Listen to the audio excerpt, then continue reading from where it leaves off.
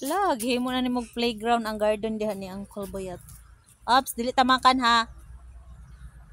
Ops, dili ta makan. Makasala ta din.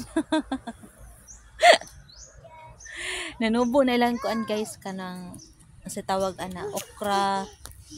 Mot unsa nang gisidling das pikas ya katukat sibuyas tapos dito kay galay. So naka-video ra ko dira guys ha dili na ako ang garden sa barangay ni guys. Garden ni sa barangay.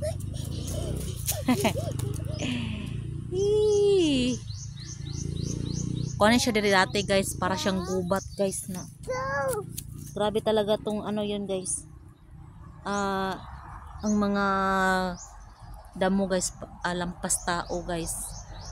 So para tong bagsak kumbaga matubig na lugar. So yan ginagawa nila ng kanal dyan.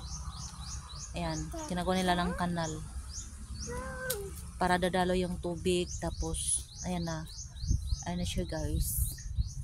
So nung nag-ulan guys hindi na naman siya lumaloy na naman sa kanal yung tubig. So ano na siya, may drainage na siya para in case na drainage lang palang kailangan guys.